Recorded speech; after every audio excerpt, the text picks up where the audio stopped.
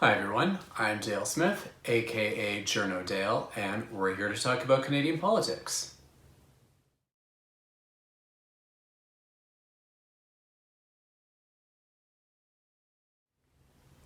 This week, we learned that Governor of the Bank of Canada, Stephen Poloz, has decided he's not going to run for a second term, and I thought that would give us a good opportunity to talk a little bit about the role, the institution, and why it matters to Canadians. The bank is an arm's length organization from the government, and it helps to set monetary policy for the country, which is separate from fiscal policy, which is what the government does. Monetary policy in Canada has the primary goal of controlling inflation, and they generally do that by interest rates. We have been under an inflation target of 2% for the last number of decades now, and the Bank of Canada has actually done a really good job of it. Our inflation has always been within kind of the 1 to 3% and generally close to the 2% target for so many years now that people have kind of forgotten that controlling inflation was a really big issue at one point, particularly in the 70s and the 80s when it was rampant and we had a lot of economic consequences as a result. So one of the things to remember is that it's the Prime Minister and Cabinet who will appoint the Governor of the Bank of Canada, but that once that appointment is made, he runs the bank at arm's length, so the government can't interfere. Kind of the same way that Supreme Court judges and so on are appointed and then they kind of are kept at arm's length. It's a 7-year term, and that's partially because it needs to have that independence, and you want someone who's got some longevity so that there's not constant churn and turnover in that kind of a role.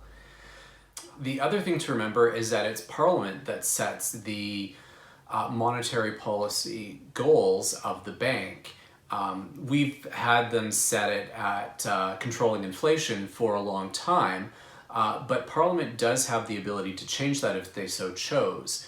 The bank has actually recently been running some kinds of thought experiments as to ways in which they could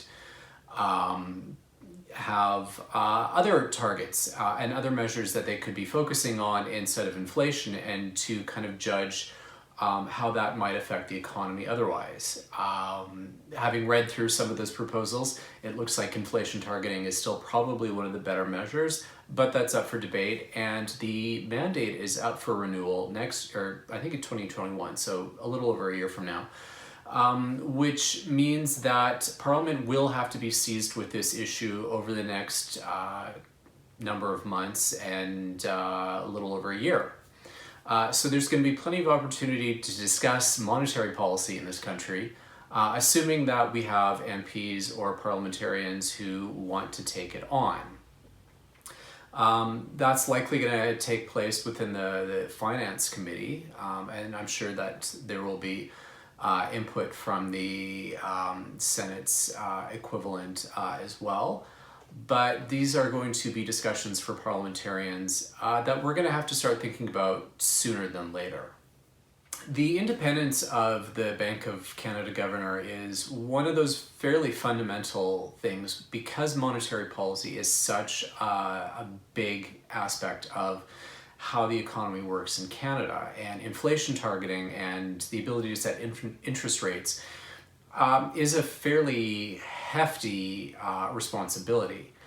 And you can't simply have a government dictating that they want interest rates lowered all the time, because then that can create a lot of repercussions in the market. We're seeing some of this in the States right now, where Donald Trump has been sniping at the chairman of the Federal Reserve, which is their equivalent of the Bank of Canada governor, about how he wants them to lower interest rates more.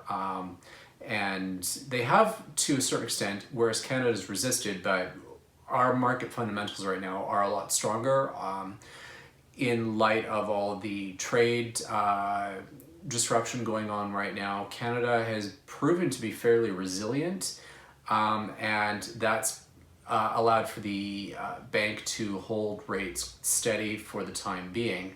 Part of that reason is that there are concerns that if they lower rates more, that it's going to create an explosion of new debt in Canada. We're already quite heavily leveraged with household debt.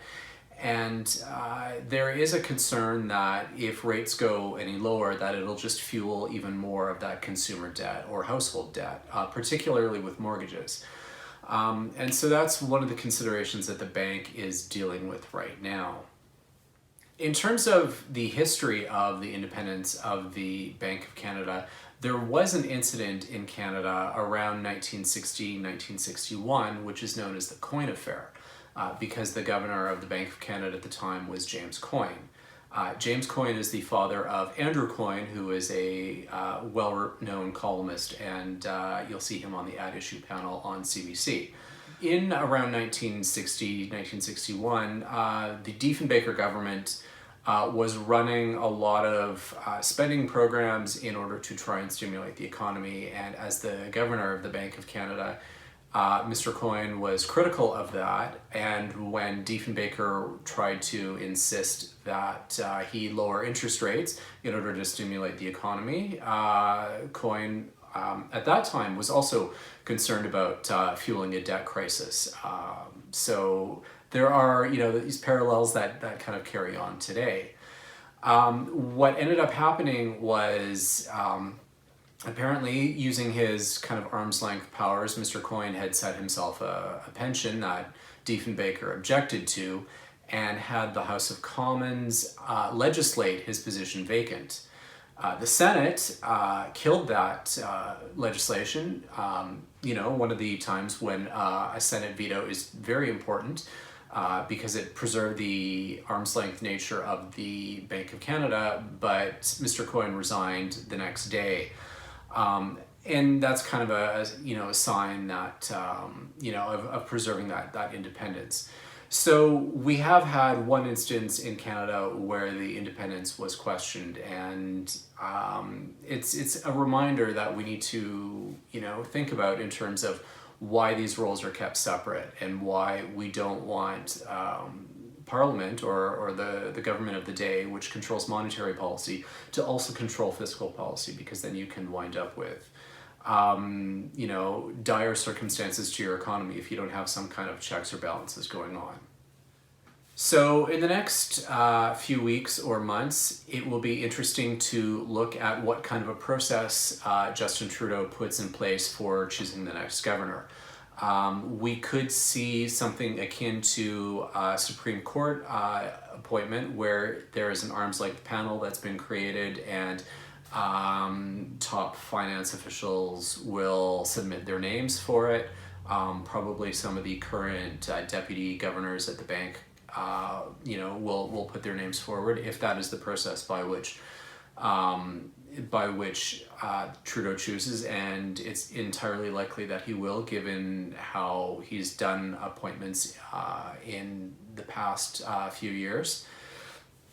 And we'll get a sense at that point of what the process will look like, and we may see a couple of options in terms of the first French-Canadian Bank of Canada governor or the first female Bank of Canada governor, because the current senior deputy governor is a woman, and she is heavily favored to be Poloza's replacement.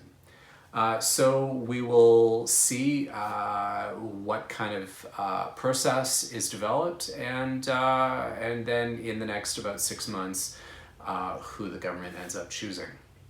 And that's everything for this week. Join us again next week for some more Canadian politics. I'm Dale Smith. That's at journo_Dale on Twitter. And don't forget to like the video, share, subscribe, and support us on Patreon. Thanks, everyone.